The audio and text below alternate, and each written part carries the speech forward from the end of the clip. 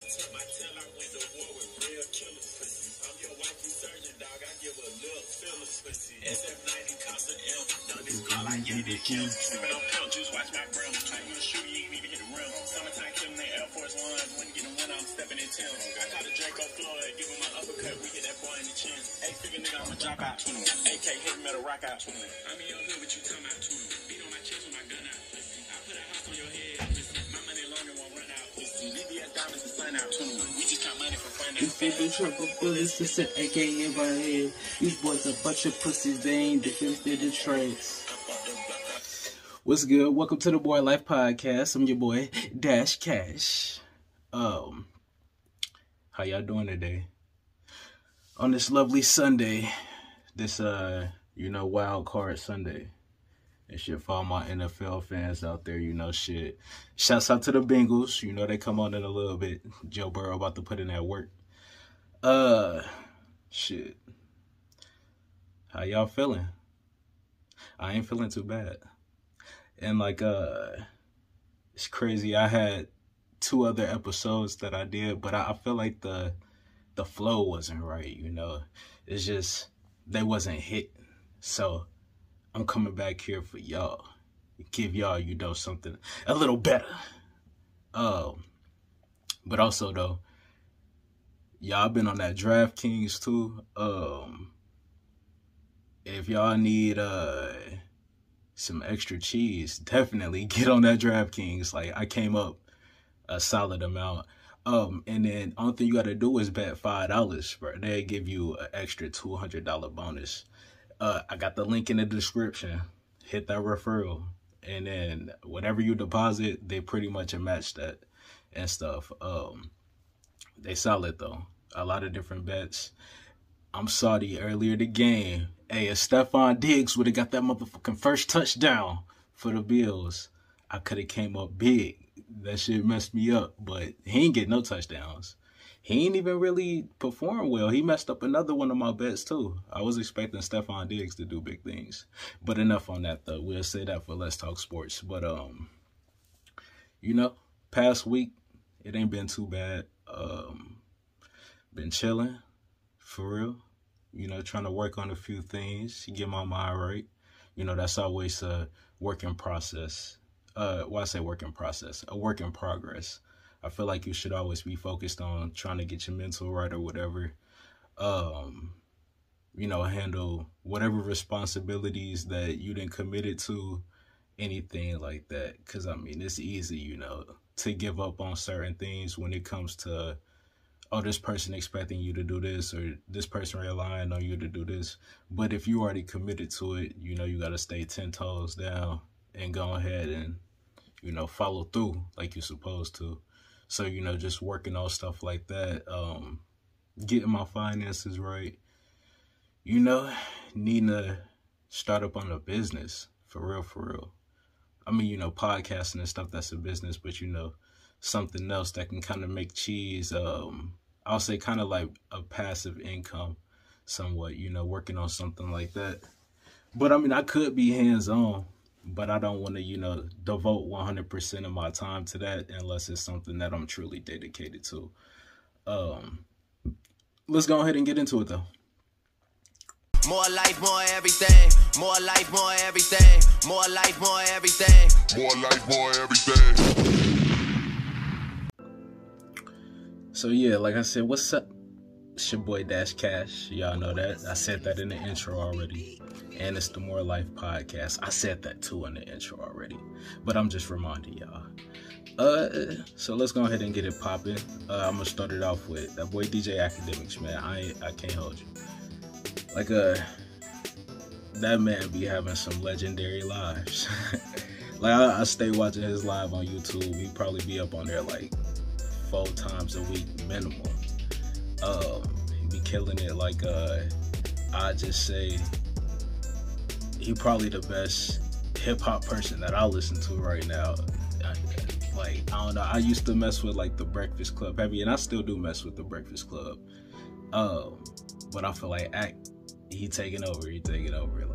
his shit's just, even if you look at his YouTube numbers though, like that, it didn't skyrocket over the past few months. It's just like everything, like he kind of got beef with the No Jumper podcast, or one of the dudes he had some beef with. I guess they didn't calm the static, but his one homie on there is supposed to be fighting him. I don't know if y'all know who that dude Flacco is from No Jumper. Like, for real, I only know who he is because academics, but he's supposed to be fighting one of academics homies and shit that be on there on the Discord. So I'm interested in that. I don't know, that's supposed to happen later on this month. I was like, it's funny, what else? 6ix9ine academics homie. So 6ix9ine be on there. One of act homies, I guess, trying to run the fade with 6ix9ine. He said that I guess they was at the same club together, but academics homie was saying he didn't see 6ix9ine and stuff like that. But it's just like, that one go to show, like, most of these niggas though that was saying 6ix9ine a rat, or they gonna swing on them when they see him, stuff like that, they ain't really doing nothing for real. These people that claim they gangster, like YG, I remember he was saying he was gonna do something. He didn't. Who else? I guess they said 21 Savage. Yeah, he claimed he ain't see 6ix9ine in the club or whatever, but walked straight past him though. So I mean, it's just like, yeah, you seen him. You want to act like you didn't. Like, and I think 21 Savage probably really on his shit, but I don't know. I think a lot of these people, they ain't really trying to be no aggressors for real. Who else?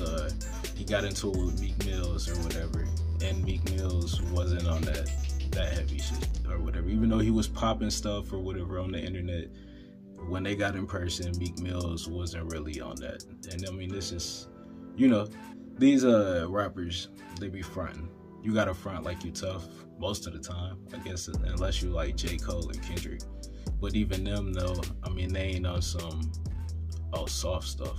Like, I mean, I guess you should know if you approach one of them, they still probably gonna be bound to defend themselves, you know.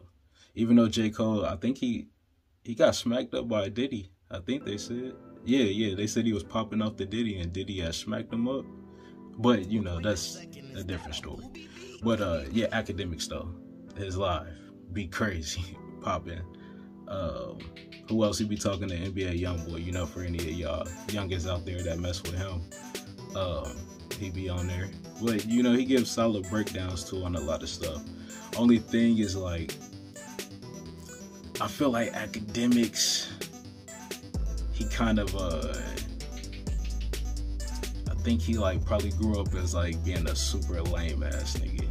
And a lot of the niggas that's in his little chat thing, too. So it's like, now that they got the little fame online or whatever, they, like, talking big stuff. Like, academics, like, he gotta know he can only pull a bad chick probably because he academics. He got the cheese and stuff like that. Like, but he'll be talking stuff, you know, like he getting it off some other type of merit. But you know, he know for real. I guess that's why he say he the prize. He getting the bag. He can pretty much go get whoever.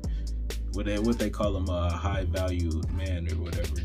I don't know, that Kevin Samuels BS, Andrew Tate BS type stuff. But nonetheless, though, I'll mess with academics live. Y'all check out that King Academics on YouTube. Like I said, shit, get the official salute. But what else though? Breakfast Club, I still listen to them. They came back this past week. And you know, Angela Yee, she ain't on there no more because she got her own show that's gonna start pretty soon. But they supposed to be like rotating guest hosts each week to fill in. They had the dude Jason Lee on there from what is that, Hollywood Unlocked. And Jason Lee been on like a few of the Brilliant Idiots podcasts, what else, Bully and the Beast, stuff like that, so I'm familiar with him. And back in the day, like, he was somebody that was on like some extra shit, like cause he's a gay dude too, so let me preface that. Like, and you know, most of these media gay dudes, like, it seemed like they all act like Saucy Santana types or that Bobby Lights type. Who else? I don't know, you know, the motherfucking gay people that gotta be like over the top. Like, at first he was kind of giving me them vibes, but then shit, I mean, Jason Lee turned out to for real be like a cool dude. Like, shit, I mean, he be straight when he be not necessarily straight when he talk, but you know, he be solid when he be talking and stuff. And I liked him on the Breakfast Club this past week. They had him on there, what was it, Wednesday, Thursday, Friday. It's just, he brought back that fucking spiciness, that flavor to the Breakfast Club. Like what Charlamagne used to be, because Charlamagne used to get them hot takes. But like, since Charlamagne got them business deals, he done toned that shit all the way down pretty much. And I mean, I understand, you know, you don't want to mess up the bag, you know, because that's pretty much what everything is valued around these days. Like, everybody is trying to get this paper. And I mean, I understand, you know, you're trying to get as much money as possible while you can, you know, to feed your family, set your peoples up for generations. So I understand. But I feel like that's the one thing that's been detrimental to the Breakfast Club over at least like the past couple years. Because I say maybe like 2019, Charlamagne really started dialing it back when they brought up them sexual assault allegations again. He dialed it down, and then he kind of ramped it back up slightly in 2021. And then when that Kwame Brown nigga, when they was going back and forth, and Kwame Brown brought the sexual allegations out again, and they had the chick that said she was sexually assaulted by him or whatever. She was on something, but I think Star, yeah, that dude Star or whatever, had her on his show and stuff. You know, it was a lot going on, and I think, you know, that kind of made him just tone it down. He trying not to give people no reason for real to really come at his head crazy, unless it's Kanye, I guess, because Kanye already, you know, he out here looking wild. And then speaking of Kanye, they said he got married recently, but I don't know, Jason Lee, who I guess he cool with Kanye for real and stuff, like they friends and stuff. He said that they just, I don't know, he's dating this chick. I think she was a part like of the Yeezy team. I think she was a designer. I mean, I've seen a couple pics of her, but not enough to really, you know, judge her physically or whatever. But people saying she kind of like a knockoff Kim Kardashian or whatever. And I seen what was it, like, it was something on Instagram was saying Kim Kardashian and apparently don't like the chick that Kanye messing with. But it's like, I mean, for real, he ain't mess with Pete Davidson. I mean, it wasn't no issue then. So, I mean, I don't see why it's an issue now. Like, I don't know. But, what else, though? Also, with the Breakfast Club, DJ Envy, that's on there. Him, what he was saying, he said that his wife, Gia, she took a 20-day girls trip. Now it's like, I mean, I don't know how y'all feel about that, fellas out there. Ladies, I mean, you know, if your spouse was to take a 20-day trip without you, like, how would you feel? I mean, now they've been married for like, what, 20 years, something like that, since they was youngest. But it's like, shit, I don't know, I can't imagine 20 days without my wife. Like, shit, I'm gonna think she out there getting smashed out, probably. And shit, or I mean, even vice versa. I mean, that's the first thing. But then there's like other stuff like, you know, as they are, such and such, you know, things like that. Like, and you know, thinking about it, my aunt and uncle, they've been married for like 30-some years. And I know it'd be times my auntie, she might go back to Michigan for a month, or maybe, you know, whatever. I don't think he really go up to Michigan for real. But, you know, he be fine with that. I don't know if he's scheming. I don't think my auntie's scheming. She don't really seem like the type. She never gave me them type vibes growing up or not like that. But, you know, you never know and stuff. You never really know. But I guess they fine with it. You know, it works for them. But, you know, Envy allowed that. And I'm just saying his wife she's a good looking lady. So people are going to be trying to bag that. But I think he was saying like she went with like certain family members and, you know, certain other people, you know, who you know, they gonna be on it type stuff. So, I mean, that's solid too. You know, you gotta have somebody watching. If my girl going out of town for 20 days, nigga, trust, I got me a couple incels in there that keep tabs, you know. But what else though? Seeing that boy Gunna, he made a couple posts the other day. I think it was saying like, shout out to YSL The Label, because, you know, he was saying that YSL was a gang in the label you know, when he was on the stand taking that plea. But what else? He was shouting out, I think that Lil Gotit dude, and he said R.I.P. to Lil Key stuff. Lil Gotit was saying like, nah, I ain't your twin, bro. Don't be like adding me and stuff. Like, in what else? I think Lil Durk recently dissed Gunna on the song. He was talking about him like being a rat. Who else? They said like certain people unfollowing him, like Lil Baby and stuff like that. Like, I don't know, I don't really look into that. When people be following and unfollowing, that shit don't really mean nothing. But when somebody actually lays something down on wax, or they actually make a statement, that can be used. And I guess people trying to, you know, they starting to take that stand against that nigga. I mean, he was snitching. Shit, apparently Young Thug team knew nothing about it.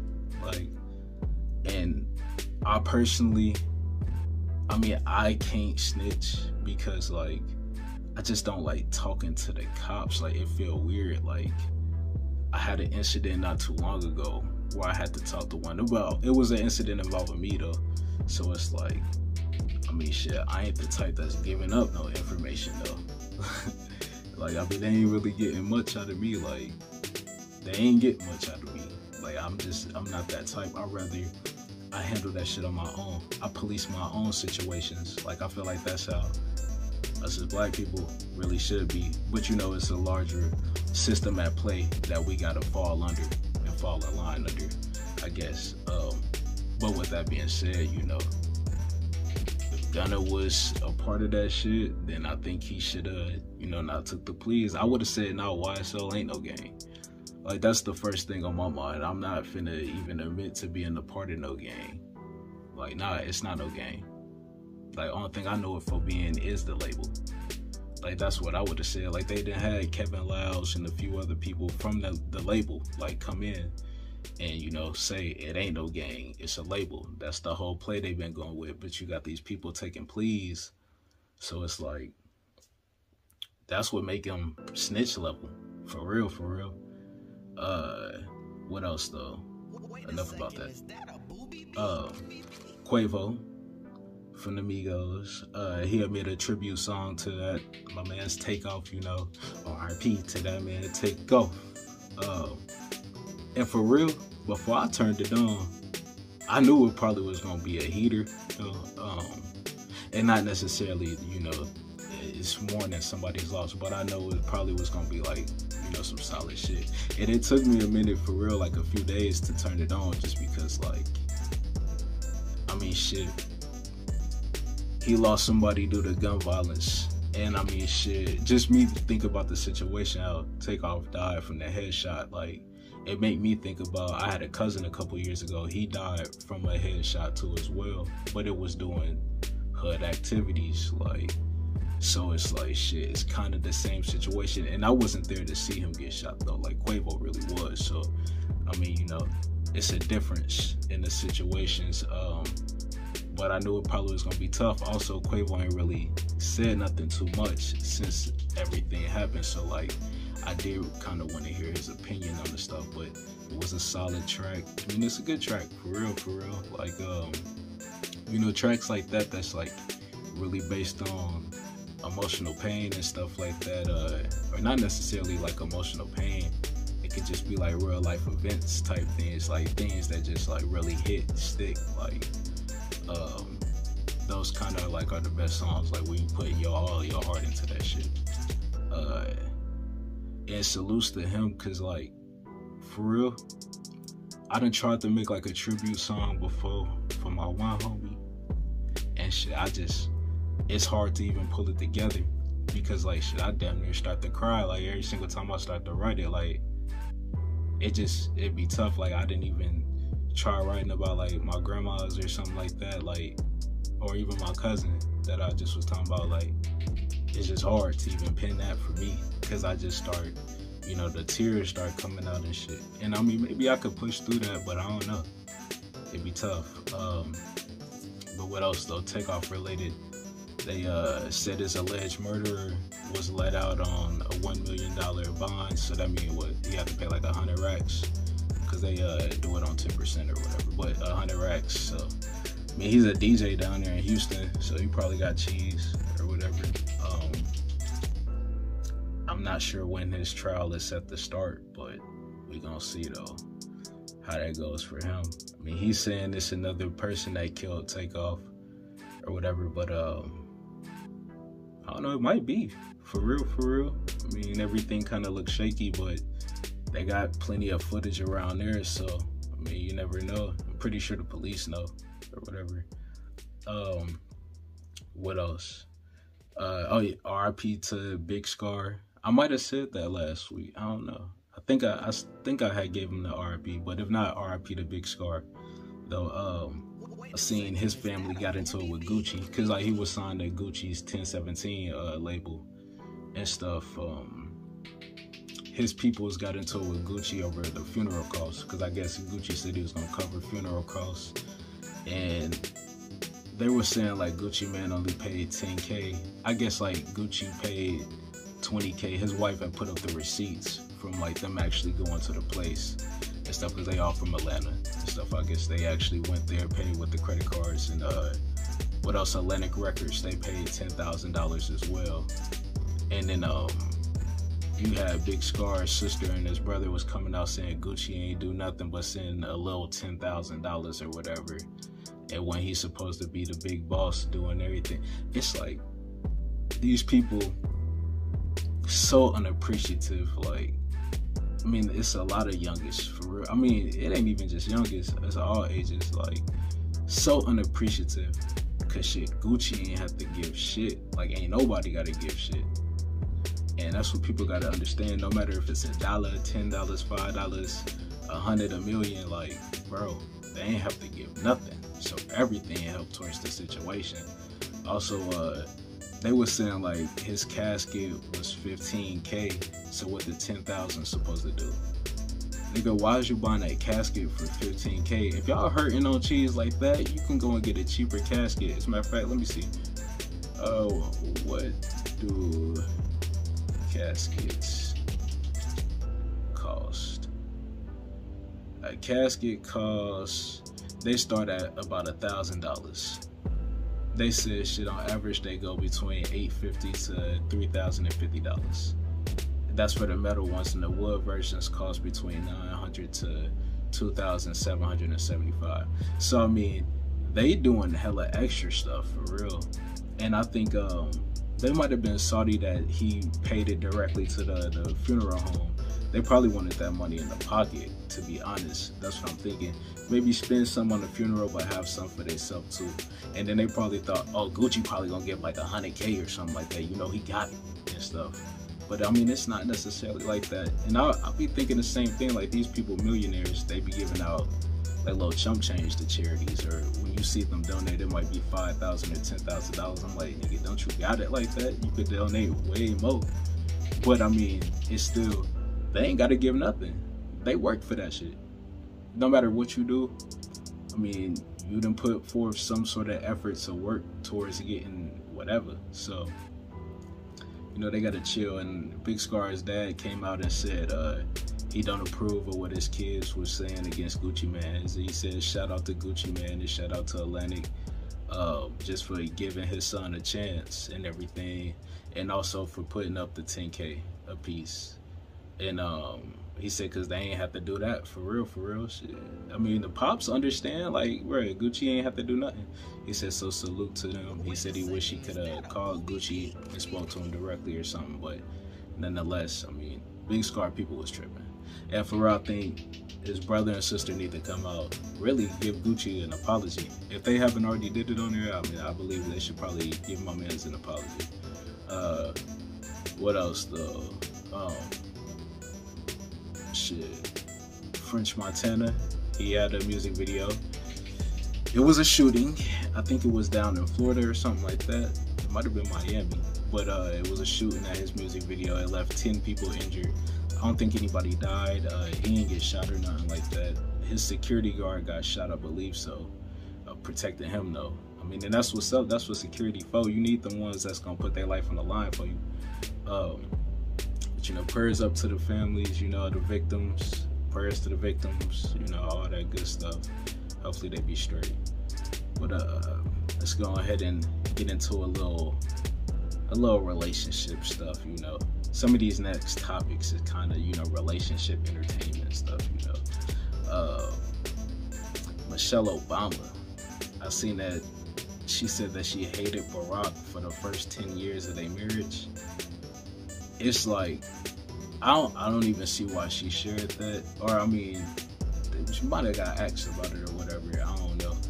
But it's like, if you hated this man for the first 10 years of your marriage, why did you stick it out? It's never a reason to be stuck in a situation for 10 years that you hate. Like, if I get to the point I hate my marriage for more than probably a year, it's over.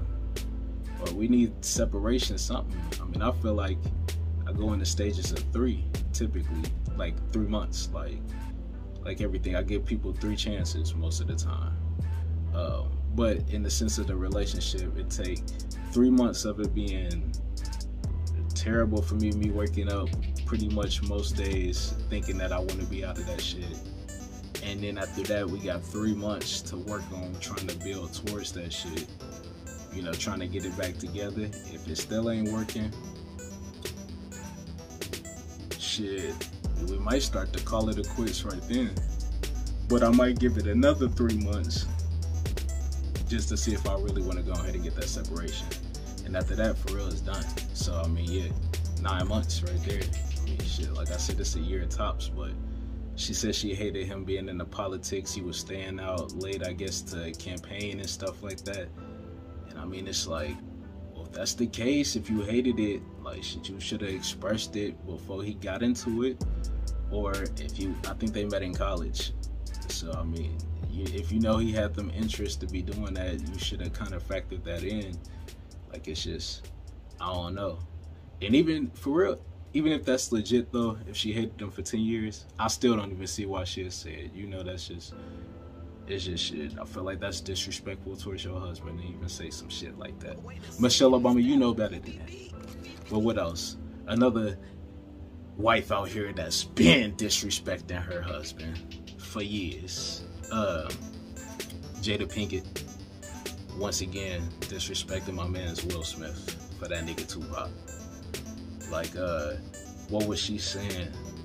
She had like Kadeem Hardison and a few other people from A Different World on her Red Table Talk. And she was like, yeah, my favorite episode of A Different World was the one where I had Tupac on there and, you know, we shared that scene and stuff. And what was it? I guess like they were kind of like a love interest in the episode, and he was saying like he'll always be there for her and stuff. I don't know, some super sentimental stuff, but it's like, bro, why do you keep on bringing up Pac? Like, bro, we understand like you love this nigga or whatever, but I feel like also just bringing up Tupac, anybody bring up Pac. Like I seen Corrupt brought up Tupac, or what was it? The whole Faith Evans Tupac situation. It's like anybody bring up Pac that's famous, it's pretty much always gonna keep your name going. Like Jada Pinkett, she get on there, if she opened the show just saying Tupac, trust, nigga, it's gonna be in the news. But it's like, I just feel like, I mean, if she clamoring for this man like that, like even though he dead and gone, he done perished, I feel like my nigga Will Smith probably should just walk away. It's like, I mean, also y'all separated. She was getting stroked out by somebody else. No telling who else that knocked her off and stuff like that. It just seemed like, what else? They got the videos of like her invading his privacy, you know, not respecting that he don't want to be on camera being filmed. There's just too many instances, man. Like, if I was in his shoes, I would definitely leave her ass and do my own thing. They kids grown, they out the house, I would bounce if I was Will. You know, like that episode of Fresh Prince at the end of the season where just take that one last look, I would already been doing that, man, if I was him. But, you know, I guess he fine with it. If he fine with it, you know, everybody else should be. That's their relationship. So, I mean, don't affect me, you know. But, who else? Gabrielle Union. She another one. She said she felt entitled to cheat on her first husband because she made more money than him. She was married to somebody that was in the NFL. I forget his name, but he was only a practice. He was only a practice squad player, I believe so. So he didn't even really do nothing crazy. He wasn't making no bread like that. Cause football, if you're a practice squad player, you probably only making like 60K a year tops. Like niggas not getting hella bread unless you gotta be good, pretty much. Like you gotta be good. But what else though? Unless you're a quarterback, you could be average and make bank. They make that guap. Or a wide receiver too. They make guap. But what was I gonna say? Yeah, she was acting and everything, you know, getting that cheese, and she was having roles. I mean, she been kind of, you know, out there since like at least late 90s, early 2000s. Since I was a kid, Gabrielle Union was in shit. So I think the first thing I might have seen her in was that, was it Bring It On or something? I don't know. But she was in Deliver Us to Eva, Two Can Play That Game, what else? You know, a few other movies back then, and then, you know, came back in the 2010s with Think Like a Man and, you know, a few other movies. But nonetheless, it's like, I mean, you should never feel entitled to cheat. If you feel entitled to cheat, you should just walk away. But I guess he was, you know, scheming as well, so I could understand that. If your partner is cheating on you, then I feel like you could be smashing somebody else. For men, this is men only. A man could be smashing another chick, but he still come back to his wife. He still love his wife. Because at the end of the day, the other chick is just probably cooch or whatever. Like, he just hitting. But he loved the relationship that he got with his wife, the family dynamic. That's what's keeping him there and everything. Because that'd be the main thing. Now, with a woman, I feel like typically she's probably going to cheat for the emotions. But I don't know. It'd be kind of different these days. You never know. Or her man ain't putting it down in the room. So, I mean, them been the two cases. Either like, and I guess, I mean, they both come down to intimacy. So, like, plenty cases I've seen where the female was scheming. It was like either finances, I'll say that. So yeah, what Gabrielle Union said, she was making mo and stuff, so she felt entitled to cheat. So finances, or it could be emotions, like I said, shit, he ain't putting it down in the room, or they just emotionally disconnected, like he ain't really kissing on her and stuff like that, you know. He ain't really sharing thoughts, you know, caring about what she's saying, stuff like that. Probably not spending enough time or whatever. You know, just little things like that could affect the dynamics. So, I guess Gabrielle Union, though, you know, she had the financial reason to go ahead and do her thing. But it's just, I feel like with the financial thing, should be willing to stick it out. So, like, and if you don't got the cheese, like, no matter if you're the chick or the dude, if your spouse is making most of the bread, paying most of the bills, then you need to be doing most of the housework. So, like, I mean, I was in a situation where I was out of work. My girl had to go to work. She was paying the bills. But guess what I did every day? My son was taken care of even when she come home. I'm not finna just force her to watch him and stuff, or force her to, you know, have to change the diapers and stuff. Bro, you was just at work all day. Like, shit. I feel like a part of my job at that point is, you know, still being on it. Now, yeah, you can help when you get there. That's straight. That don't mean that you're exempt from not doing nothing. But, you know, it's still, if your spouse, significant other, whoever, if they doing more financially, then you gotta put in more around the house and stuff. And I guess bro wasn't doing that, so Gabrielle Union felt entitled or whatever. I mean, it's a good thing she got out of the relationship. It just sounds bad, for real, because you never want to be in that situation where, you know, y'all treating each other terrible or like crap, you know. That's not good. But what else though?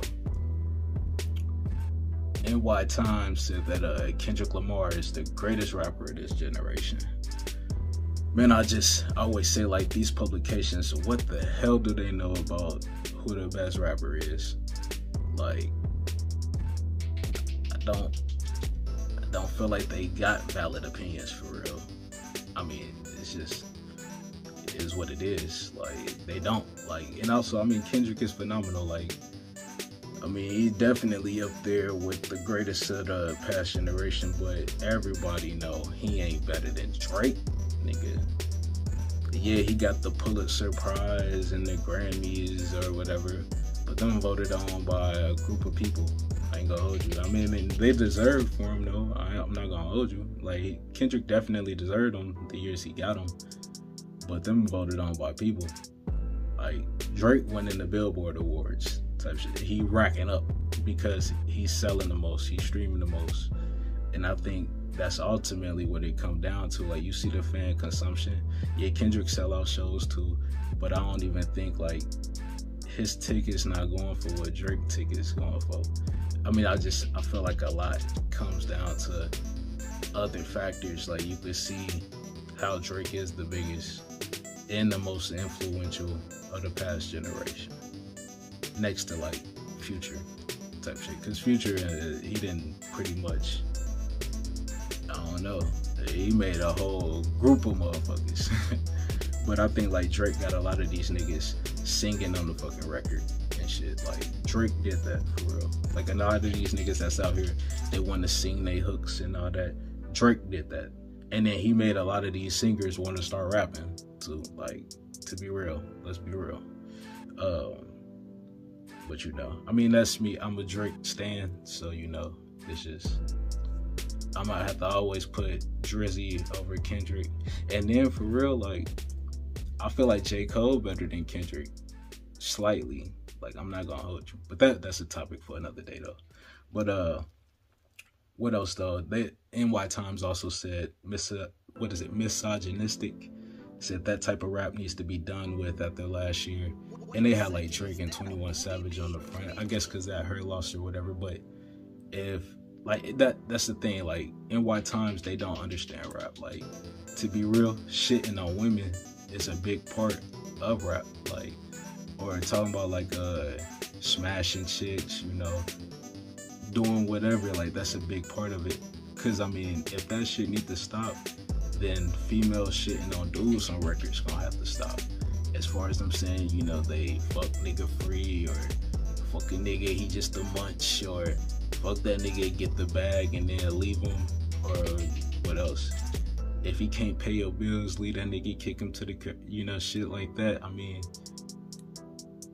that's shitting on niggas too. So, I mean, that go both ways. But it's like, these people, these publications, mainstream ones, you know, they try to be on that woke stuff, or what is it? Everybody want to be a feminist these days. I mean, my nigga Drake, what he said, spent that $500,000 on you hoes. I'm a feminist, like I said.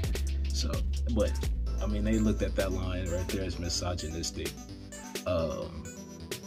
It's just, you know, they want to lean more into the, like I said, the woke side and everything. If you on that PC stuff, you probably can move more units, possibly. But when it come to rap, I mean, people like that filthy gutter shit. I mean, niggas shitting on bitches, niggas doing violence, niggas getting money, flexing. That's pretty much the whole thing, or whatever. Also, I mean, there is still thotties out there as well. A lot of thotties in real life, so I mean, as long as there's thotties, shit, you can always rap about them. What else though? I'm gonna pause this episode right here. I'm about to go watch this Bengals game, and then I'm gonna be back.